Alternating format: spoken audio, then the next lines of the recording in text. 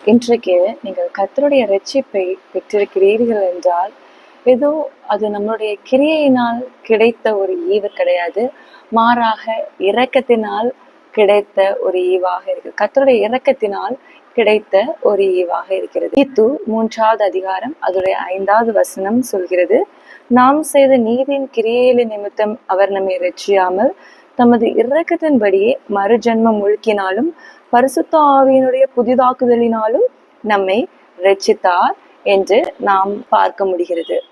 நாம் ரட்சிக்கப்பட்ட நாளில் இருந்து இன்றைக்கு வர நாம் சிந்தித்து பார்த்தோமானால் நம்முடைய கேரக்டர்ஸில், நம்முடைய குணத்தில் அநேக மாற்றங்கள் இருக்கிறது என்றால் நாம் சரியாக ரட்சிக்கப்பட்டிருக்கிறோம் என்ற அர்த்தம்.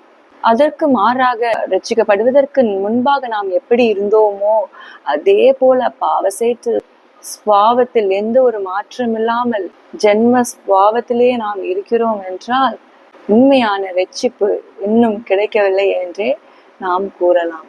உண்மையான ரட்சிப்பு நமக்கு கிடைத்ததே ஆனால் நம்முடைய ஸ்வாவத்தில் ஒரு மாற்றம் அனுதின வாழ்க்கையில் இருந்து கொண்டே இருக்கும். ரட்சிக்கப்பட்டோம் என்றால் அது ரட்சிக்கப்பட்டு கொண்டே இருக்கின்றோம், ரட்சிக்கப்படுவோம். அதுதான் ஒரு ரட்சிப்பின் வாழ்க்கை என்பது. அதனால் இந்த நாளில் ஆரம்பிக்கும் போது சற்று சிந்தித்து பார்ப்போம். ரட்சிப்பு உண்மையாகவே என்னில் நிறைவேறி கொண்டிருக்கிறதா? அநேகருக்கு என்னுடைய ரட்சிப்பு ஒரு சாட்சியாக இருக்கின்றதா என்று சற்று சிந்தித்து பார்த்து, அப்படி இல்லை என்று நீங்கள் உணர்வீர்களானால் அந்த ரட்சிப்பு இன்றைக்கு உண்மையாக நம்முடைய இருதயங்கள் ஆட்கொள்ள நாம் பிரயாசப்படுவோம். கர்த்தரிடம் ஜெபிப்போம். பரிசுத்த ஆவியானவர் நமக்கு அந்த பலனை தருவார். ஜெபிக்கும் போது பரிசுத்த ஆவியானவர் அப்படிப்பட்ட பலத்தினால் நம்மை நிலை நிறுத்துவார். இந்த நாள் அப்படிப்பட்ட ஒரு புதிதாக்குதல் நம்முடைய இருதயத்தில், சிந்தையில் வருவதற்காக நம்ம ஜெபிப்போம்.